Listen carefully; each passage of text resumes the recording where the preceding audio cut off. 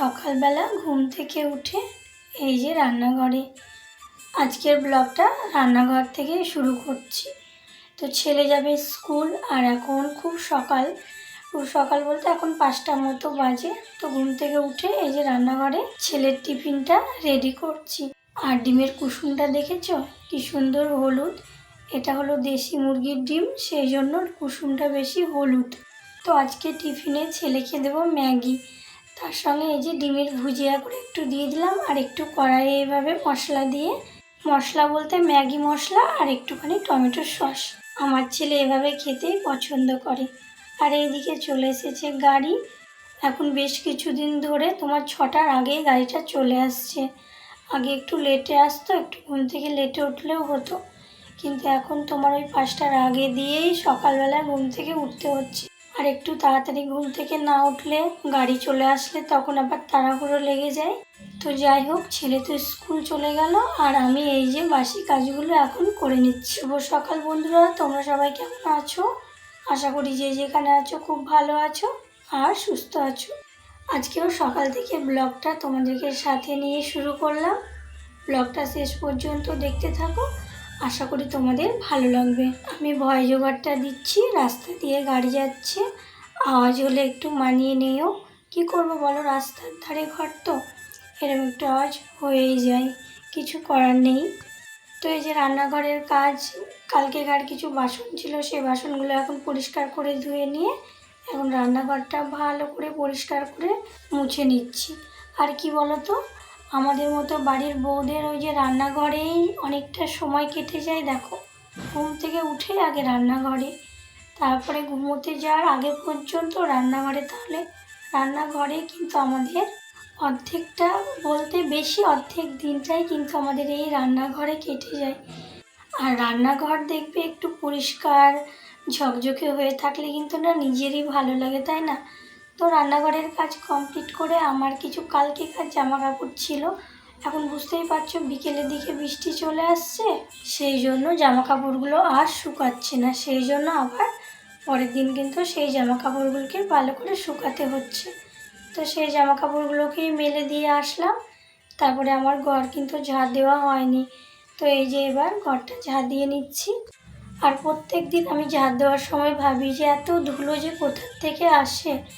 আর এই যে কিছু জামা কাপড় ছিল, তো সেই জামা কাপড়গুলো একটু এখন গুছিয়ে রাখছি, এখন একটু হাতে বেশ সময় আছে, তো ভাবলাম এই সুযোগে জামা কাপড়গুলো গুছিয়ে নিই।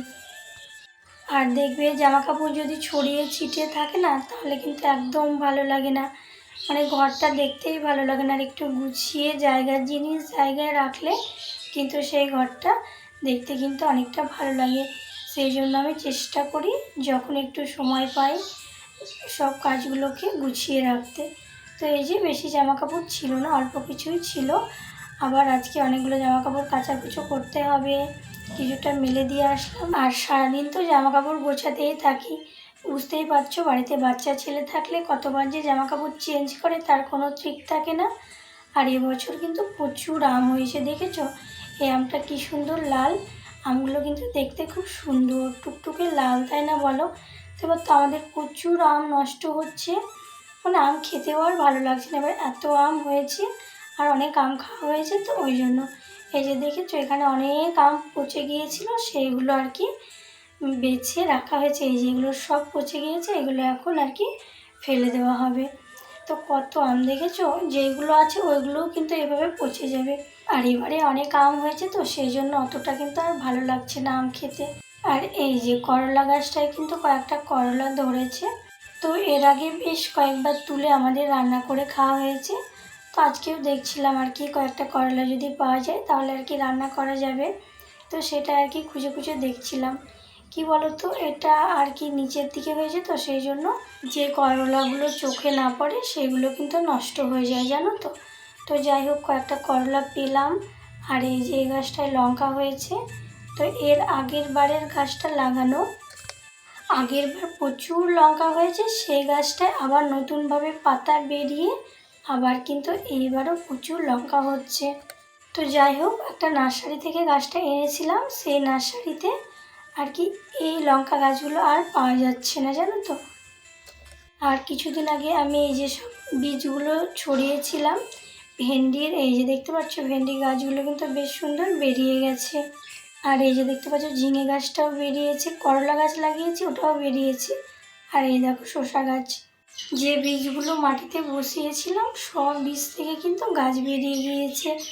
এই যে দেখতে পাচ্ছ এটা টমেটো গাছ, এই টমেটো গাছে তো আর টমেটো হবে না, শীতকালের টমেটো গাছগুলো টমেটোর বীজ পড়ে আর কি গাছগুলো হয়েছে।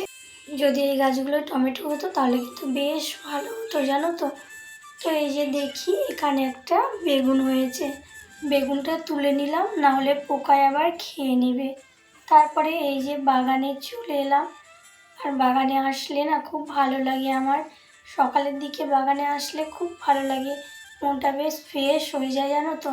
আর ওই যে ওইখানে একটা আম গাছ আছে না, ঝড় হয়েছে, সেই ঝড়ে জানো তো আম গাছটা উল্টে পড়ে গেছে। তো আম গাছটা কেটে ফেলতে হবে, ওটা আর হবে না। তারপর পেঁপে গাছ ভেঙে গেছে, ঝড়ে মানে অনেক কিছুই ক্ষতি হয়েছে বাগানের। দেখেছো আম গাছটা কেমন মানে পড়ে গেছে বাঁকা হয়ে, এই আম গাছটার কথাই তোমাদের বলছিলাম। তো এই আম গাছটা আর কি কেটে ফেলতে হবে। আর এইদিকে চলো কামরাঙা গাছে এখন প্রচুর কামরাঙা হয়েছে, তো কামরাঙা দেখেই তো তুলতে ইচ্ছা করছে, খেতে আর ইচ্ছা করে না। মানে নিজের বাড়িতে কোনো জিনিস হলে দেখবে সেটা আর খেতে ভালো লাগে না। আমাদের বাড়িতে যখন ছিল না আমি কত কিনে খেতাম, খেতে ভালো লাগতো বলে গাছটা আমি লাগিয়েছিলাম, কিন্তু এখন মানে এত হয় তো আর খেতে ইচ্ছা করে না জানো তো। তো এই যে দেখতে পাচ্ছ কত কামরাঙা ধরেছে, হলুদ হলুদ হয়ে পেকে গেছে, আবার গাছে প্রচুর হয়েছে। তো এগুলো তুললাম, পাড়াতে কাউকে দিয়ে দেব। আর নিচে দেখেছো কত পড়ে গেছে, তাও একটা মোটা ডাল আর কি কেটে দিয়েছি, ঝড়ে ভেঙে গিয়েছিল ওই জন্য। আর এই যে দেখতে পাচ্ছ এগুলো কি বলো তো, আমরা ঝড়ে কত আমরা ঝরে পড়ে গেছে। তোমাদের আমড়ার চাটনি খেতে কাদের ভালো লাগে অবশ্যই কিন্তু কমেন্ট করে জানাবে। তো এই যে এখানে আমি একটা কাগজি নিয়ে লেবু নেবো বলে এলাম, তো লেবুগুলো খুব ছোট ছোট, রস হয়নি এখনও।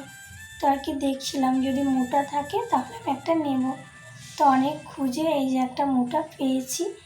আর আমাদের এই লেবু গাছটায় না মানে লেবুর অনেকটা রস হয়, খুব ভালো এই জাতের লেবুটা জানো তো। আর এই যে বেদানা গাছে কিন্তু অনেকগুলো বেদানা ধরেছে, আমাদের অনেকগুলোই আছে আর কি বেদানা গাছ। তো ভাবলাম একটা বেদানা পারবো, লাল দেখে পাকা দেখে পারবো তাই ভাবলাম। তো এই যে দেখেছো এই বেদানাটা কিন্তু বেশ লাল হয়েছে, এটা যদি পেরে কয়েকদিন মানে ঘরে রাখি 2-3 দিন তাহলে কিন্তু বেশ ভালো হয়। তো এইখানে এক থোকায় 3টে বেদানা, তো এই যে এটা মাটিতে মানে ঠেকে ছিল বলে পচে গিয়েছে, তো ওটা আর কি ফেলে দেবো, তুলে আর কি ফেলে দিতে গিয়েছি, আর কি হয়েছে বলো তো 3টে বেদানা আর কি ঝরে পড়ে গেছে। এই যে আমি যেটা আর কি পারবো ভাবলাম সেটা হলো না, তো এই দুটো পড়ে গেল 3টে, তো একটা তো পচা, এটা তো নেওয়া যাবে না, সেই জন্য এই দুটো আর কি নিলাম। তো এই যে এগুলো কিন্তু একটু কাঁচা আছে, এগুলো আর কয়েকদিন পরে পারলে বেশ ভালো হতো। তো এই যে আমি এগুলো আজকে তুললাম, কামরাঙা, বেদানা, কাঁচা লঙ্কা, লেবু, করম চা তুলেছি, সেটা তোমাদের সঙ্গে ভিডিও করিনি। আর এই যে তেতো করলা আর হলো একটা বেগুন, তো এগুলো আর কি আজকে আমি বাগান থেকে নিলাম। তা চলো বন্ধুরা আজকের ব্লগটা এখানে রাখলাম, কেমন হলো অবশ্যই কিন্তু কমেন্ট করে জানিও। আর যে সকল নতুন বন্ধু আমার ব্লগটা দেখছো অবশ্যই চ্যানেলটা সাবস্ক্রাইব করে পাশে থেকো।